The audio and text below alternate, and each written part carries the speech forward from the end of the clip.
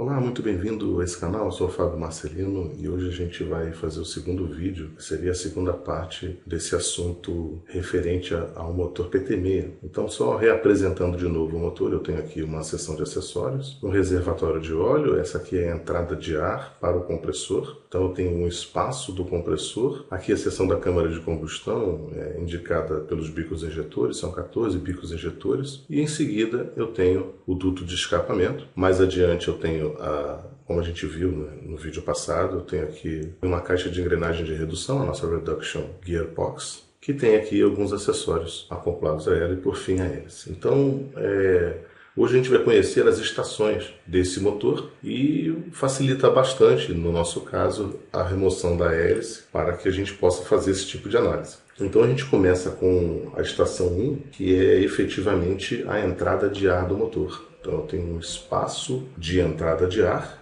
que é succionado pelo giro do compressor. Então aqui está a entrada de ar. E a nossa estação 2 é a admissão do compressor.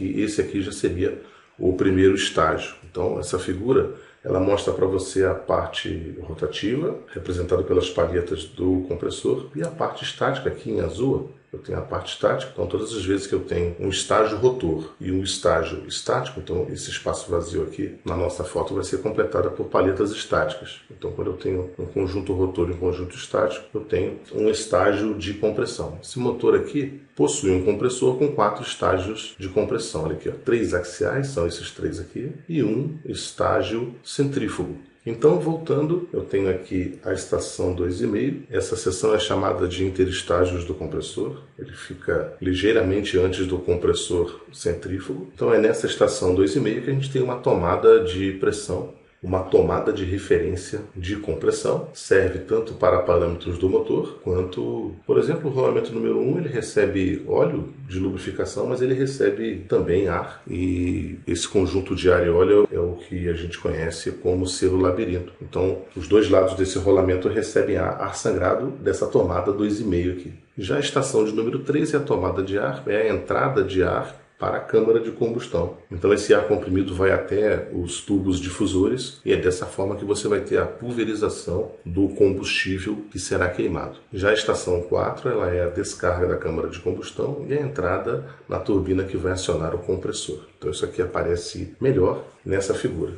Então o que nós vimos até agora foi a seção de acessórios, reservatório de óleo, seção do compressor. Você tem aqui também em azul representando que essa parte até o final do compressor é a chamada seção fria do motor. A seção quente ela já começa a partir da câmara de combustão em direção ao escapamento. Então, é câmara de combustão, turbina e seção de escapamento.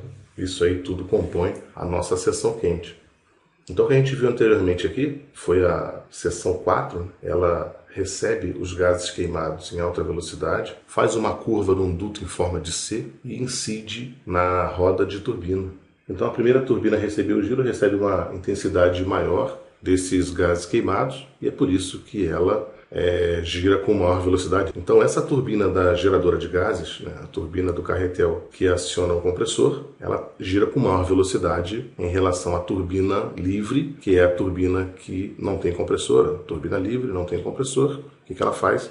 Aciona a hélice. Acontece que grande parte da energia é perdida no acionamento da primeira turbina, ou seja, os gases queimados já chegam de forma residual, né, ainda com grande intensidade, mas sendo debitado grande parte da energia para acionar a primeira turbina. Então, para um giro a 100% de RPM, o que você teria, na verdade, é uma diferença de rotação, onde uma turbina giraria a 37.000 RPM, enquanto a outra chegaria no máximo a 33.000 RPM.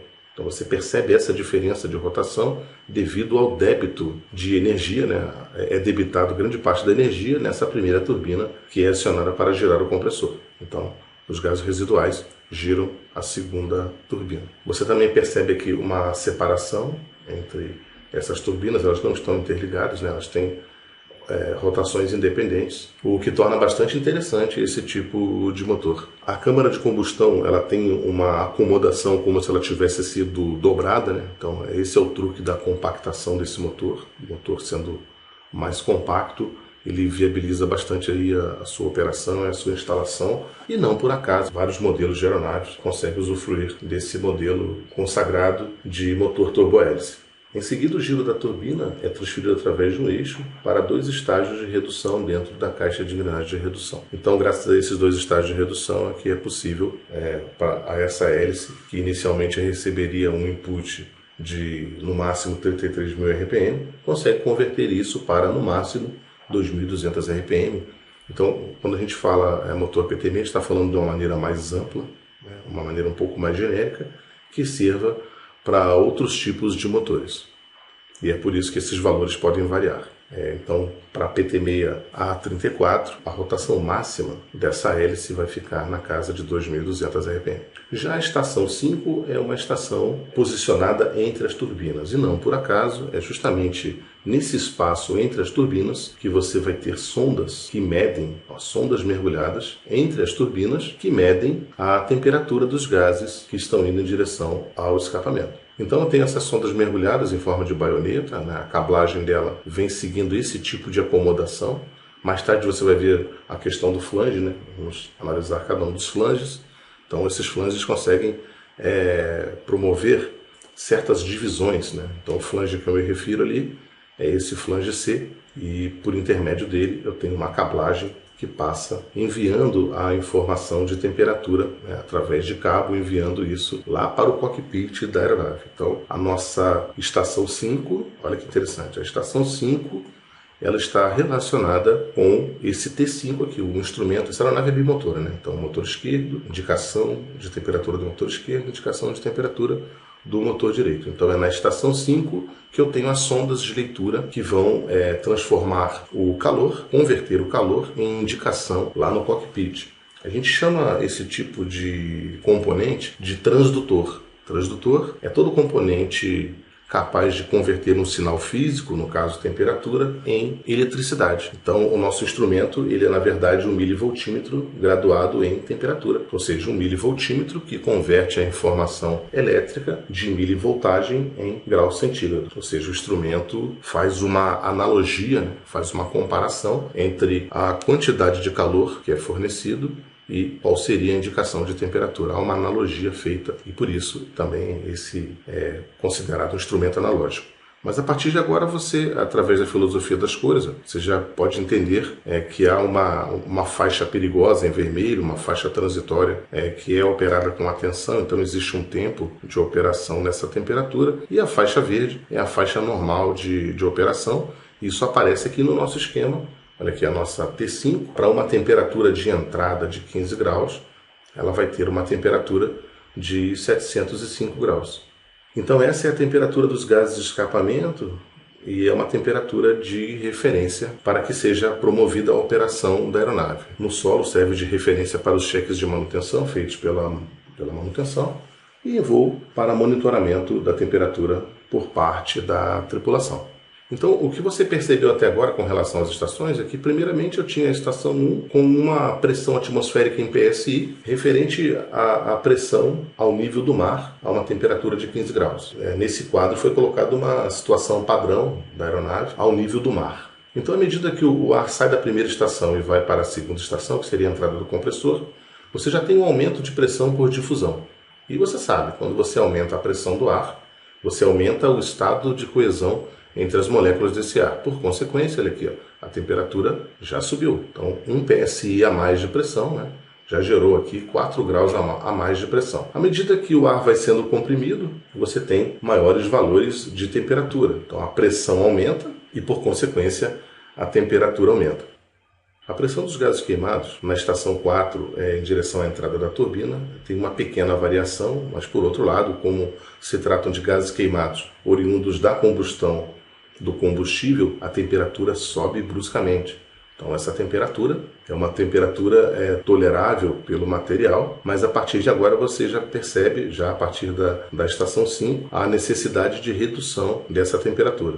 Então fica bastante claro que a conversão da energia cinética dos gases em energia mecânica na roda de turbina traz como consequência a perda de pressão dos gases queimados e a perda de temperatura, porque quando você analisa um motor térmico, de fato, a temperatura é convertida em trabalho dentro desse motor. E é por isso que você já tem, à medida que os gases queimados passam essas duas turbinas, você já tem uma redução da temperatura e da pressão.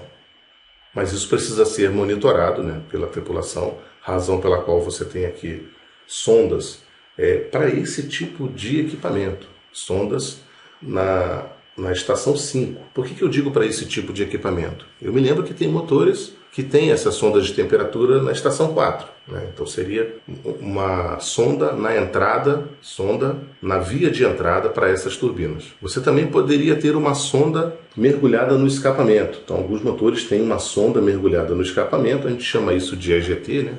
Uma sonda que mede a temperatura dos gases de escapamento. Também, dependendo do modelo, é a referência de temperatura de trabalho do motor para aquele modelo de motor. E tem famílias também de motores da Pratt & Whitney que tem um instrumento T6, ou então o instrumento chama-se T4.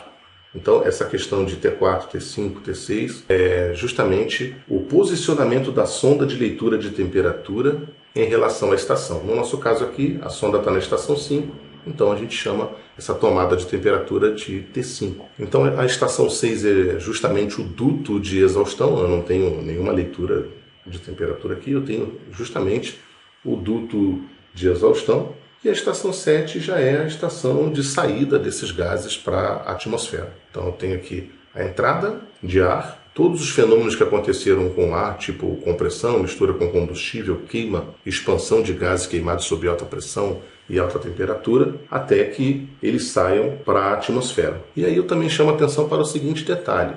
A diferença de temperatura entre os gases queimados e os gases de escapamento, essa diferença de aproximadamente 400 graus, representa a magnitude de energia térmica que foi convertida em trabalho.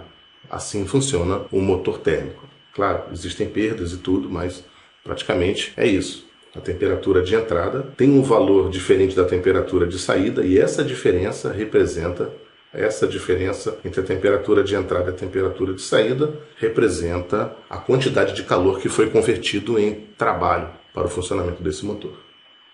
Bom, então eu espero que você tenha gostado dessa breve explanação. O nosso próximo objetivo é criar um vídeo que fale agora do flange, né? Vimos uma divisão em forma de estação e muito nos chama a atenção a diferença de pressão e temperatura dentro de cada uma das estações. E o nosso próximo passo agora seria analisar a divisão do motor através dos flanges, que são pontos estratégicos de desmontagem, por exemplo, para certas inspeções específicas, para certas trocas de componentes. Então é importante a gente conhecer esses flanges. Então espero que você tenha gostado, por favor deixe seu like e grande abraço, compartilhe e até a próxima.